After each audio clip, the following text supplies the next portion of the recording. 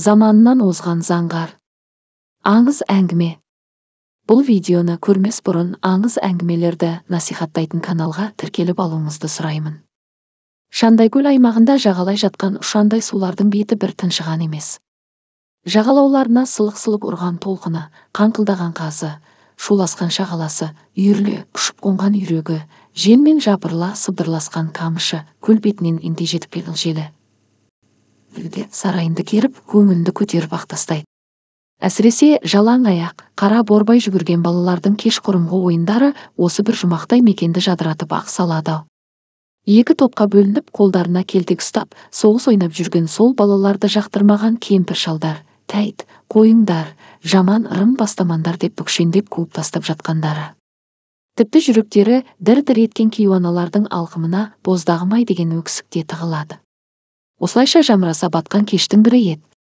Кез байлана жеткен шайым палуан 2-3 күннен бері сыпсындаған өсектен жерініп қалғандай кейіппен үйіне енді. Ас суын дайындап отырған бәйбішесі базар бәйек болып алдынан шығып, жылы суын құйып, дастархан басына жастығын тастады. Жуынып шайынып болған соң маң-маң басқан палуан төрге келіп молдасын құрып отыра кетті де. Бірдеңе айта алмай тұрғандайсың ғой, бәйбіше, деді зілденіп. Асып-сасып қалған ол қолындағы ыдысын дастарханға қоярын, не қоймасын білмей сасқалақтап. Айтатындай кібіртіктей беріп еді, онысын білген отағасы жақтырмай, мен жоқта абысындарын келіп еді. Иә, олар. Жә, әңгімені тоқтат. Өңшең сөз іздегендер енді сені мына естіргісі келгені ме? Көкірекше сараламас құлақпен еріп кетесіңдер-ау. Енді бұл жайындағы сөзді естімейтін болайын деп қос жастықты алдына бүктей алды. Тебедей болып жатқан қос жастықтың екеуі де алып кеуденің қолтығына күмп етіп сүңгіді де кетті. Иә, отағасы, алайда. Тоқтат енді. Етекте тұрып жағаға, ойда тұрып өрге жармаспа. Ел ісінің тұтқасына қашанан бері қолың тие қалды өзі. Үйірдің қалай қашарын қақпанға түссе де арылан білет деген, ас аяқтағы орынды біл. Қызыңның да құлақ құртын жеме. Елден ұят болмас па екен? Әй, сені шайтан мықтап азғырайын деген екен. Әйелдің ақылы қысқа деген осы екен-ау. Кешегі күн мен ертеңді ойламай, бүгіннің ғана ботқасын бұлғайсың-ау деді, жаңа ғана қабағына жауар бұлттай түйіліп келген ашуы тарқап. Мұнысы әйел қорғанатын жау болса да, кектенетін жау емес дегені болатын. Бұдан соң жақ ашпаған бәйбішесі бүкшендей жүріп отағасының алдына асын қойды. Түпсіз ойға беріліп кеткен палуанды. Тігерге тұяғы жоқ, төсерге тулағы жоқ Нұрсейіттің жесірі, Рахима, ұлы Болатқа осы шайымның қызы жаңылды айттыруы емес, кешегі шарына құс әрең шыққан еменнің бүгінде құлаған діңгегінің үстінде ешкінің ойнақ салғаны қатты ойландырып отыр. Өзі оңға бұрылса, құйрығы солға жалтарған түлкідей опасыз өмір құдыққа құлаған құланның құлағына құрбақаны ойнату әдет емес пе еді. Болмаса күні кешеге дейін Жәнәбілден туған 5 тарлан басқан жерді сықырлатардай салмақты еді ғой. Әсіресе Нұрсейіттің еңгерген жүгін 40 нарға қатар артса да көтермейтін. Ол байлықпен ғана емес, өткір сөзді, турашыл, әділдігімен де ел ішінде беделді болған еді. Халық жауы атанып, Тәшкенге қашып бара жатса да еліне алдағы уақытта не істеу керек екенін, өздері кетсе ел тынышталатынын, тіпті біз кеткен соң үкіметке жағынып, жан сақтау үшін тілдеріңмен бізді жамандай беріңдер деген тапсырма да беріп, өздерін құран еткен еді. Осындай асыл ер бәйбішесімен баласын осы елге аманаттап бара жатқанда егіле жылағандардың бірі мен едім. Енді соның ұлы қызымды алам десе 200-дене теріс айналып түссем өлгенім емес пе? Заманында Нұрсейіт кім еді, мен кім едім? Бабасынан бері бағы мен байлығы қатар орген елдің егесі емес пе еді олар? Арыстанның абаданы да түбінде арыстан. Қалың ойдың жынысына кіріп кеткен шайымды бәйбішесінің. Отағасы-ау, қыз мақсаты кетпек болса да, қайта айналып соғып тұратын қарлығашымыз ғой. Мына жұрт жесір, кедей Рахима теңдерін емес деп. Тоқтат дедім ғой деп гүрейте қалған палуан есіктің маңдайына қарап, тесіле қалды. Есіктің оң жағында арлан қасқырдың терісі ілулі тұр. Оның үстінде шайымның ескі тақиясы. Өзге заттары елеусіз болса да, осы тері ілусіз қалмайды әйтеуір.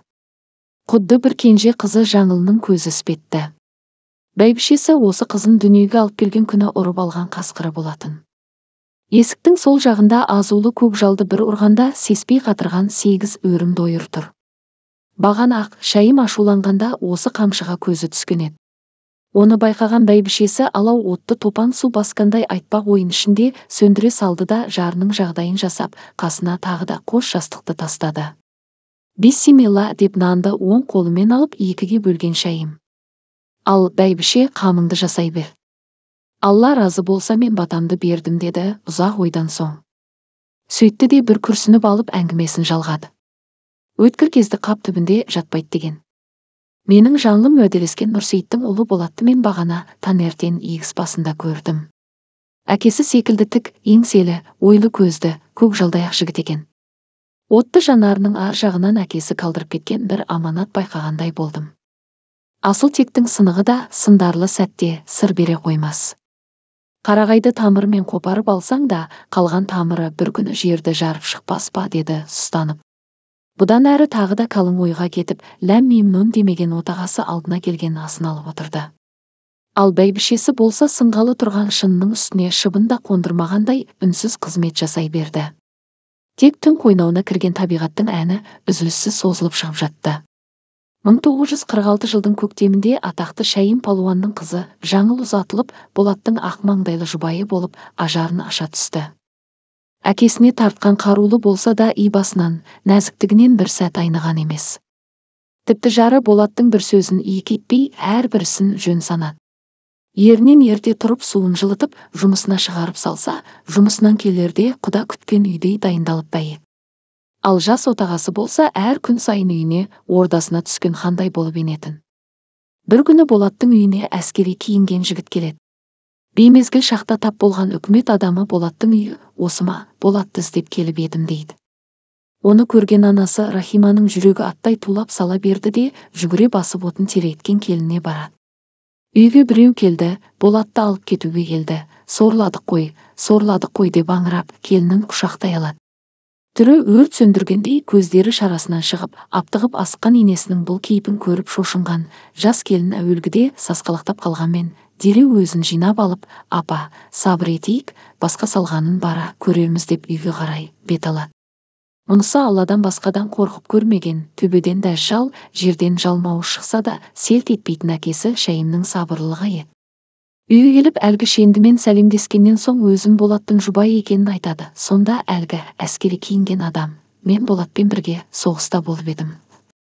Көптен бері іздеп келу ойымда болса да, бір сәті түспей қойған еді. Болат Сталинградты азат ету майданында ерекше ерлік үлгісін көрсетіп, барлық жауынгерлерге үлгі болып жүретін. Біз одан отанды сүюді, оқтан қорықпай ажалға да қарсы тұруды үйреніп едік. Болат ауыр жараланып елге қайтқанда, алдыңғы шетте қалған біздің бойымыздағы батылдық рухымыз бірге кеткендей күй кештік. Мінекей қанқұйлы соғыста жеңіспен аяқталды ғой, апа. Бірақ осы қиян кескі қырғында қанша адамның жүрегінен орын тауып, қимасына айналған асыл ерді бейбіт өмірде бір көрсем деп келіп едім дейді. Мұны естіген анасы талықсып құлады. Өйткені оның жүрегіне қызыл үкіметтің қуғын сүргіні өтіп кеткен еді. Кеше ғана көз алдында өзінің күйеуі Нұрсейітті елден қуған. Кінәсізден кінәсіз талай маркасқаны қан қақсатып, ел шетінде атып тастады. Қаншама аналар мен қыздардың қолы тікенді сыммен, аяғы шынжырмен тұсалып, адам шыдамас азапқа айдалған 28 пен 37 жылдар елестеді көзіне. Осындай қанқұйлы, карга жемді манды бастан өткерген кәрі, жүрек қалт еткенде қалпынан тайып, кәгінді да қалды. Тек басын көтеріп, әскери адам Болаттың досы екенін білгенде. Алып кетпейді екен ғой құлынымды деуге ғана әлі келді де, мәңгілікке көз жұмып кете барды. Күні-түні Алладан жалғызының амандығын сұрап, әке орнына әке, шеше орнына шеше болған қайран кейуана осылайша бақилыққа аттанды. Сол кездегі елдің ахуалы ғой, анасының жаназасына сойылар ешкіні де Болат ағайыннан сұрап әкелген болатын. Осыншалық кедейлікті көрген бөкен, ақыл парасатының, адал еңбекқорлығының арқасында кейінірек осы аймақтың аңыз адамына айналатынын тап сол уақытта ешкім де болжап білген емес еді. Бала күннен тағдыр тәлкегіне түскен Болат ержеттімдей бергенде соғысқа алынып, Сталинград түбіндегі қиян кескі шайқаста жараланып, 1943 жылы елге қайтты. Сұм соғыста толарсақтан қан кеш. Мал өткізген жерден чек, құрылыс заттарын алған жерден чек, әйтеуір дәлелсіз емес. Құрылысқа жұмсаған қаражаттың бәрі ақ адал малының ақшасы, және ай сайынғы еңбек ақысы екенін анықтаған КГБ-ның тергеушілері бұл кісінің ұқыптылығына таң қалады. Бірер күннен соң кешірім сұрап ақыры босатады. Кейіннен осы КГБ-ның басшылары Болатты аға тұтып, кейбіреулері өлгенше туыстық қарым-қатынаста болады. Сөйтіп ақыры 1980 жылы Мәскеуде Олимпиада тойланып жатқанда Ильичте де ерекше қоныс той болып жатты. Құрылысын аяқтап, бұрын-соңды ел көрмеген 2 қабатты жаңа үйге көпшіліктің батасымен Бөкенге кірген болатын. Бұл да Болаттың заманынан әлдеқайда озып туылғанының дәлелі. 1968 жылы осы шаңырақта шекесі торсықтай тағы бір ұл дүниеге келген еді. Бұл балам қасымда көмекшім, қайрат берушім болсын деп атын Қайрат қойды. Ат қойдың өзі Алладан тілек тілеудің бірі демей ме, ниеті қабыл болып Қайрат та ата жолын қуып тірлікке ерте араласып, ел мен жер мәселесіне байланысты байсалды жұмыстар жасап көзге түсті. Бір күні Қырғызбай деген көмекшісін шақырып алып, сен маған өкіл іні бол, еншіңді берем, керегіңді сұра дейді. Бөкене Қырғызбайдың бейнеткештігімен кісі ақсын жемейтін адал, имандылығы ұнайтын.